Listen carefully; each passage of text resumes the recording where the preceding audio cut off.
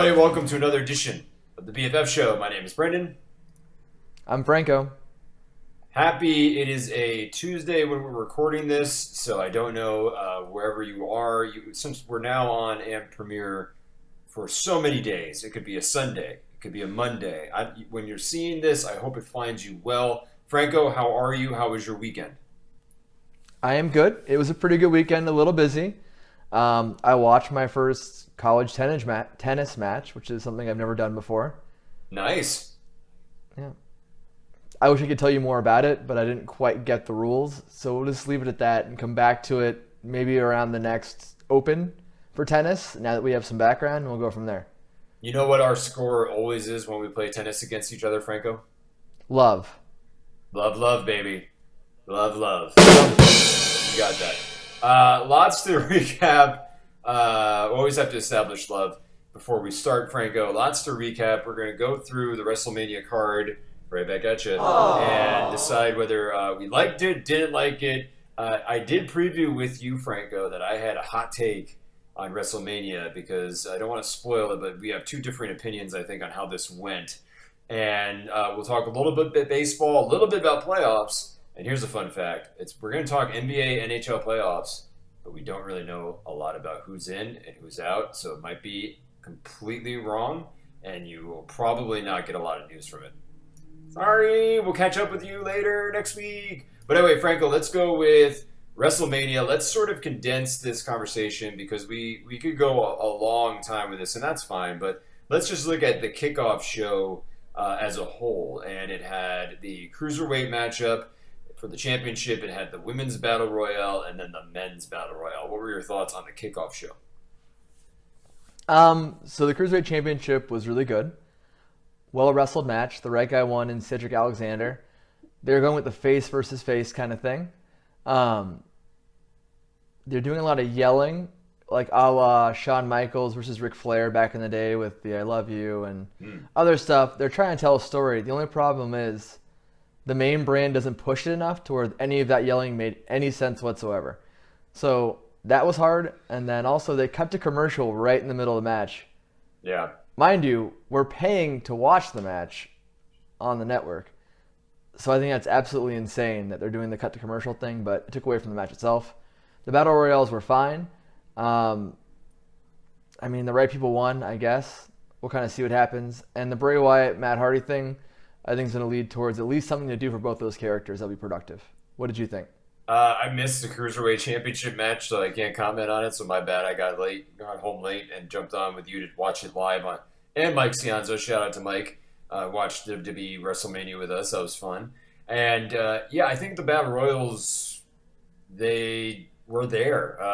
We had Bray Wyatt come back, who looks like normal Bray Wyatt. I think that was a little bit disappointing for me. I expected something a little different post-final deletion or ultimate deletion, whatever the heck it was, because that's typically been what that gimmick does, is it takes somebody, it changes them, quote-unquote, and you get somebody new. We didn't really see that. We just saw a new attitude, so I guess it's more a figurative change now. And then in the women's side, Naomi winning, okay, I don't know what that means. We'll see how that goes long-term. So it just kind of happened, and you're right, the pre-show and kickoff is always weird because it advertises for the show that you're already watching, which I never understood. And the other criticism that I would say is the Women's Battle Royale was interrupted by a action figure commercial featuring all men and men playing. And I thought that was just kind of, out of all the commercials they could have ran, that's probably not the one you want to go with. So overall, it is what it is, and it served its purposes to get people on that you might not see on the main card. So I enjoyed that part. Moving on to the actual show, it kicked off with the Seth Rollins, Finn Balor, Miz match, triple threat for the Intercontinental title. I loved this match. The crowd was hot for the match. I thought it went really well. I don't have a problem with who won, Seth Rollins being the champion. I would have loved to have seen Finn Balor, but that's my heart saying that. But I'm fine with actually any of those three competitors winning, and the match they told was really fun. It was a great way to kick off the show. Yeah, I totally agree. I love that match. I thought it was one of the best matches of the night. And even though I didn't like the Seth Rollins win as a a smart fan, I guess.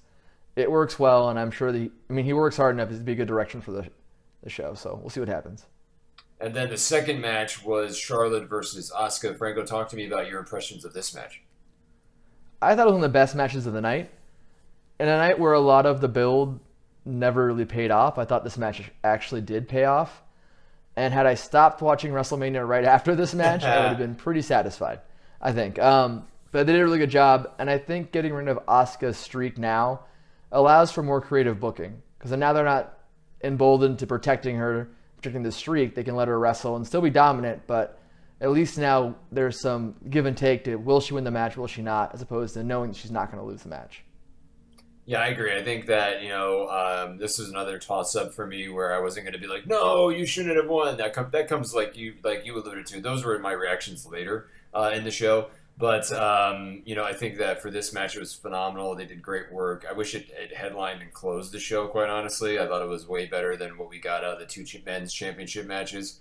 And I think you're right. Getting rid of that streak does make it a little bit more enticing, not enticing, but a little bit easier to tell stories now without having to protect that streak. So I think I'm excited by both. But I think while we're here, Franco, since we are taping this after SmackDown Live has just premiered, Carmella cashed in. That was something you and I talked about a lot during the lead up. Will she cash in at WrestleMania? Well, she cashed in on SmackDown Live and now is the champion.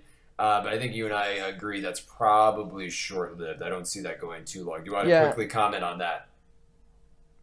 Sure. The logical thing is they have Money in the Bank coming up again. Carmella's held the briefcase for a while now.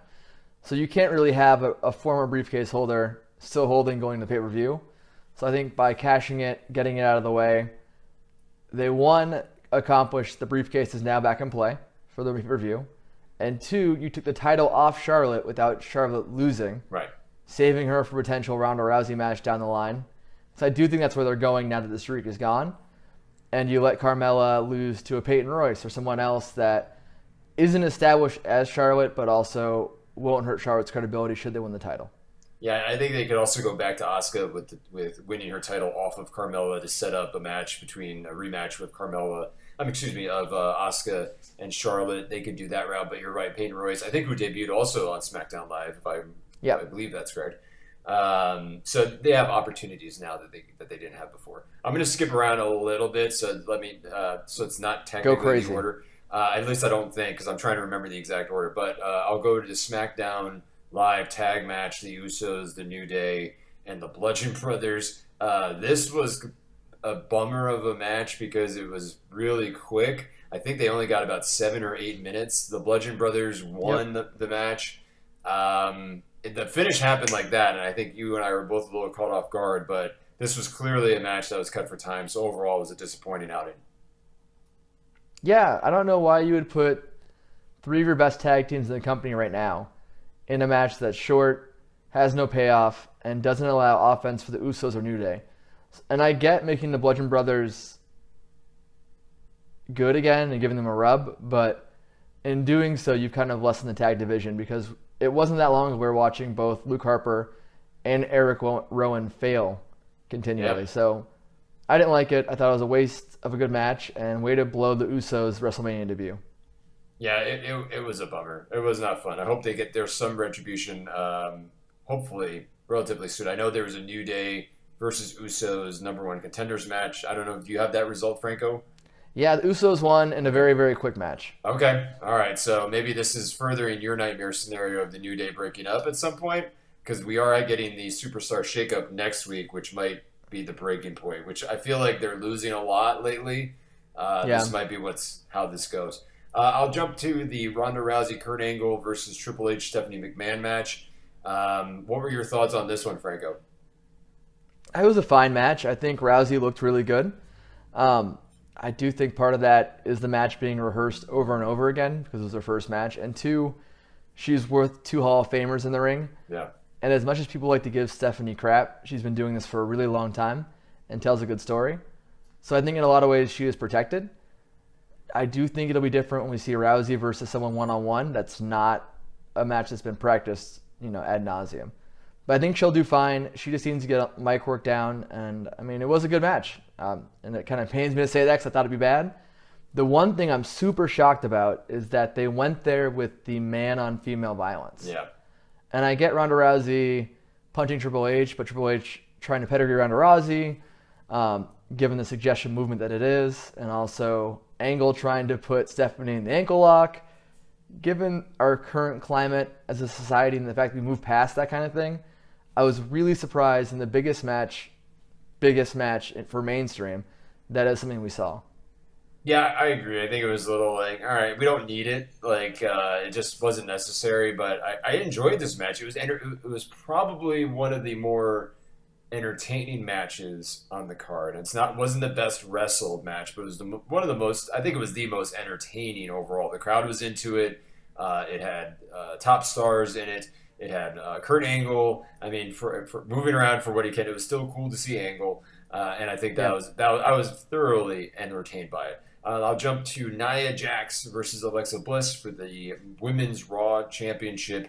Nia Jax won. I like this match. I think it got the job done. Nia Jax looked pretty dominant. She had some little bit different moveset. It seemed like it, and looked comfortable in the ring doing her moves. So I appreciate that. I think she's going to be a fine champion.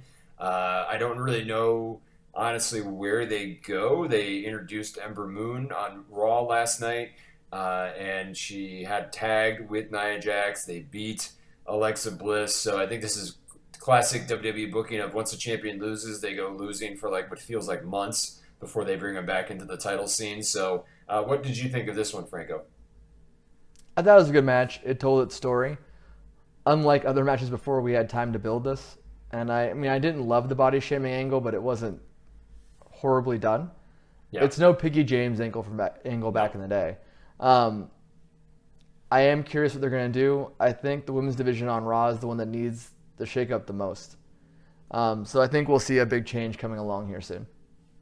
I think that they will likely split Bayley and Sasha Banks. I don't know if they really want to move forward with them. I think one of them's got to go and just get a refresh since they've been tied together for so long, even since NXT Brooklyn a couple of years ago. Similar to when, what they may do with Sami Zayn and Kevin Owens, I don't know. But you might see that split as well. But we'll have to see. That we'll do a recap of that next week, too, for everybody. Sure. What match do you want to do next, Franco? Let's do the Kevin Owens, Sami Zayn versus Daniel Bryan, Shane McMahon match. Talk about it. Definitely, if I was going to rank the matches on good and bad, it just falls somewhere in the middle. Super cool to see Bryan back in the ring. I hate that they keep doing the Bryan injury angle match. Yeah. It's in really bad taste given how he was hurt and the fact that we've had him out for 2 years now. Like, the last thing we want to see is him on a stretcher. Yep. So I didn't like that part of it. I did like the action part, and I like that it was a win that we didn't maybe see coming.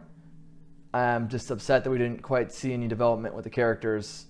But we'll see what happens, I guess. And that's the thing to watch. And I think it's a mistake for them to break up Owens and Zayn right now, but I think it might happen. Your thoughts? I agree. I mean, the excitement of Daniel Bryan coming back to the ring, doing the yes chants, which this was pointed out on Twitter. The opening package where they were looking it was like the Terminator-esque entrance. They reused that from Triple H's entrance 3 years ago when Bryan won the championship. I think it was 3 years ago, right? Or was it longer than that?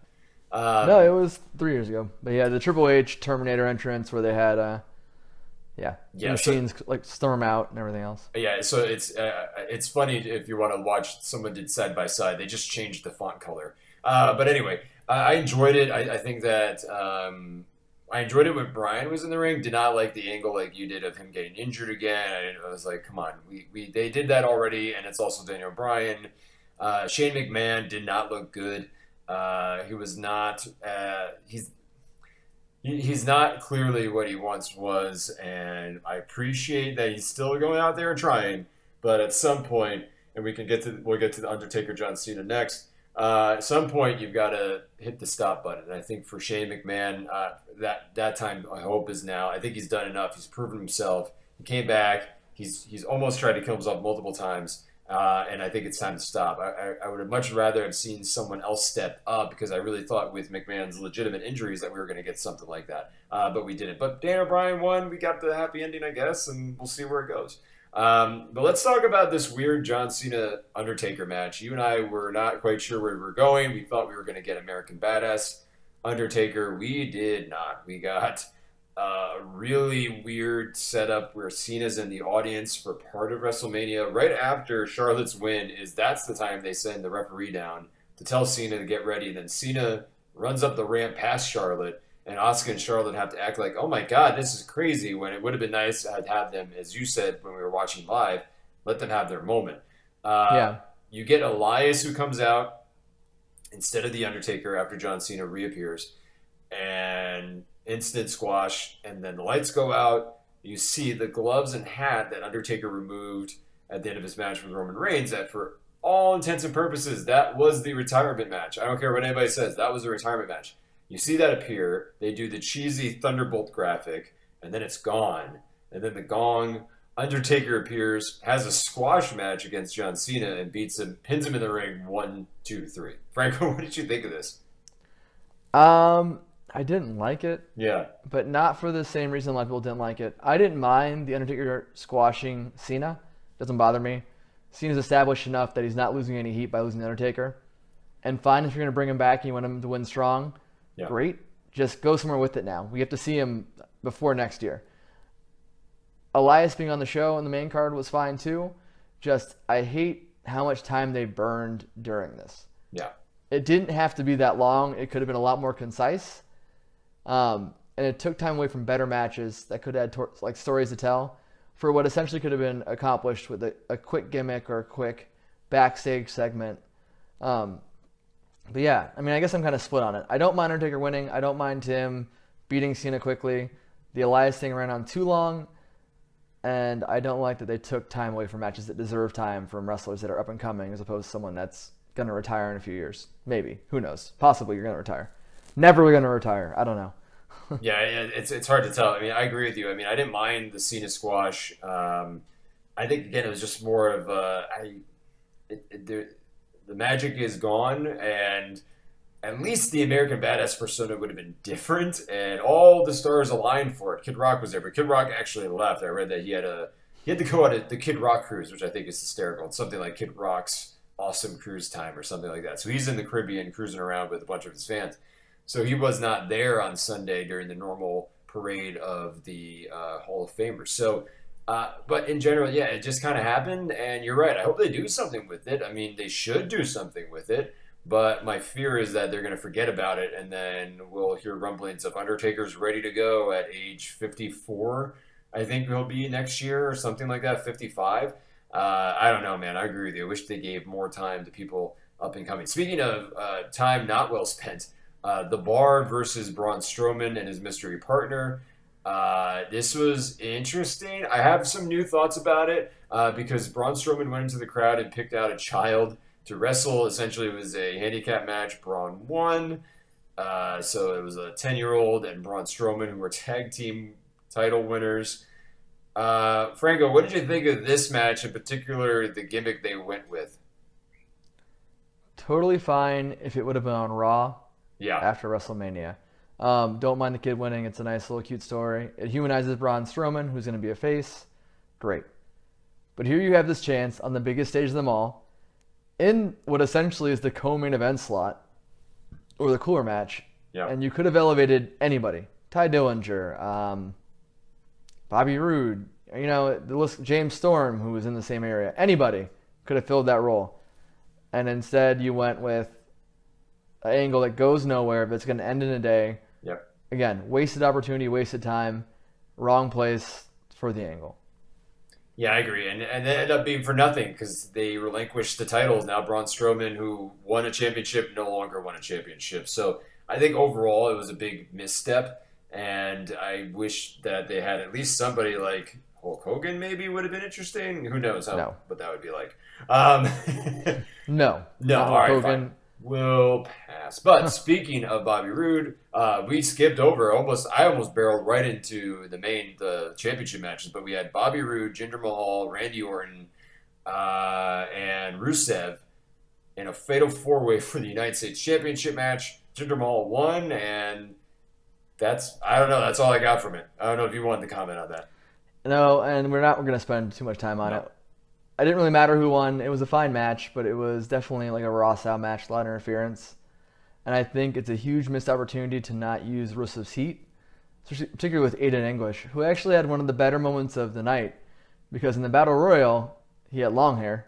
Yeah. Then he went back and shaved his head for the WrestleMania moment, which is kind of cool. But yeah, wasted opportunity. Not a bad match. Wasn't good or bad. Could have been on any pay-per-view or Raw or SmackDown. So it happened. I guess is the best thing we can say about it. It did. And now we'll move to the Shinsuke Nakamura versus AJ Styles for the championship. This had the biggest hype in the world, which of course means that it didn't live up to expectations of fans. I didn't really have as lofty expectations as some people had. I think it was an okay match. I wish the pacing was very, very methodical and slow. The biggest thing to come of this match was the heel turn by Shinsuke when he low blows AJ, who now Shinsuke Nakamura is full-blown heel, interrupting the AJ Styles Daniel Bryan match just a few minutes ago. Franco, what did you think of this? I was let down by the match, if only because 2 years ago we saw the Sami Zayn Shinsuke match was amazing. Yeah. It was probably the match of the year that year. And when you set up the match to be a dream match and talk all about it, at the very least you think you'd have to trump that match. I don't even know if they tried. I think, again, they made a deliberate decision with pacing, and that's fine. But I almost feel like this is more a vehicle for the turn and also to not take heat away from the Reigns-Lesnar match. I feel like they sandbagged it enough to not take away from that. Obviously, both so talented, and what they did in the ring is amazing. Just it doesn't live up to what they were billed to do, and I think that might have been on purpose. Yeah, I think they were waiting to really go pull the trigger on this one for future pay-per-views to jump the numbers on those, but kind of disappointing outing at WrestleMania. And finally, am I missing any matches before Lesnar Reigns? You know what? If we're missing them, then they didn't leave enough of an impression, and that's a statement all by itself. Fair point. We are harsh, but fair. Nice. Poof. Put a graphic of a smoke bomb. So let's end with this recap. Lesnar and Reigns. For all intents and purposes, Franco, I think everybody in the world assumed that Brock Lesnar was going to lose, Roman Reigns would win, because Dana White essentially said, "Yo, he's coming back. Brock's coming back." Lo and behold, after taking 6 F5s, Roman Reigns finally goes down. Brock Lesnar retains. And where do you want to start with this one, Franco? I don't even know if I want to talk about it. I mean, I'm happy they were able to have Lesnar win because at least it wasn't the predictable result. Although, what does it say when the heel winning is what sends the fans home happy? That's probably a bad sign. The match itself was fine. It's a match we've seen over and over again, and even though they tried to get creative with spots, they didn't. And then we had the elbow that drew blood, which just reeks of the Randy Orton thing. Yeah. When Lesnar did to Orton. I don't know. It's not fresh. We've seen it before. I think the right person won to make it interesting, but that's about all there is to say. Yeah, I agree. I mean, I think, and I'll jump kind of to wrap, but we might not even have time for NHL and NBA hockey. I'm sorry, people. We're going to keep talking WrestleMania. Just deal with it. Frank, are you surprised by that? You okay with that? Can I call that audible? And you know what, man? You are for all intents and purposes, pacekeeper. So if you call the audible, you're the coordinator. You lead us home. Once we hit that 25-minute mark, I know we're on borrowed time, so I want to make sure we get it in for amp. So here's the thing that I realized, Franco, and I think that you may disagree with me. I think that WrestleMania no longer matters as much as it once did in terms of the way storylines end and storylines begin, because what people are floating out there now is that the WWE announced, and I believe it's in Saudi Arabia, a greatest Royal Rumble match, 50-man over the top. And at first, all they announced was just a Royal Rumble match. And then they said all the championships, or a majority of them, will be on the line, except for except for any women's title or any women for that matter, because of Saudi Arabia's archaic rules. So that's an interesting dynamic too. We could get. We'll into grab next that show. later. Let's leave that one there. Yeah. So you now have the announcement that Brock Lesnar is going to face Roman Reigns in a cage match. It's going to be televised on the WWE Network. And I think that's where Reigns wins the championship. I think they're waiting and paying Lesnar extra to go over to Saudi Arabia, make it a big global event. Some of the reports read that in the Middle East, Roman Reigns is over big time, and they expect a more traditional response to the face-heel dynamic as they would in the States. So I think that's where you get the Roman Reigns win, and I think that's what made me realize, I need to stop thinking like WrestleMania is the end-all, be-all. It's not. It's another event now, man. And it disappoints me to say that, but I think the marketing for it is kind of genius because now you don't know what to expect anymore, and you shouldn't expect finality at WrestleMania like you once did, even just, I would say, 2-3 years ago. I think your hot take is correct, but here's the side effect. WrestleMania this year, and I say this with a heavy heart, made me less of a fan of WWE's product. And before, when I used to be dying to get to watch, it's the one Raw of the year I had to not miss. Yeah. Because it's the post-WrestleMania show. Like, that's when DX debuted, and like all kinds of other stuff happened historically. And yes, they had debuts last night, but I didn't care. WrestleMania was such a letdown for me that I think it literally lessened my fandom. And they've lost me, at least until Money in the Bank, in some ways. I mean, I'll watch the Saudi Arabia thing, but I think you're right. In stepping WrestleMania back to be just another show on the network, they've alienated the semi-casual fan. And while obviously we talk about wrestling during the WrestleMania season, like every show, and during out of season, at least every third show, I'd say we're more than casual fans, but they've even alienated me. And that's a hard thing, I think, to say and acknowledge, but I think I'm not alone in that thought. But what do you think? No, I think you raise a fair point because it is dangerous, like you said, to make WrestleMania just another event. I think that long term, you're going to diminish its value over time if you're not willing to add some finality. And it's not to say that there wasn't finality to throughout the entire event, but in this match in particular, it all felt like this was when it had to end. And now it's like finishing a really great book, and then you realize there's 2 chapters of an epilogue, and you're like, wait, why? No, end it now. The story was good. Maybe it went too long with Roman Reigns and Brock Lesnar, but you know what? I was ready for it to be done, and now it's like, oh God, I gotta watch another event. I gotta wait another month. Like, what is he gonna say? The same thing over and over of Lesnar's part-time. He's Vince's boy.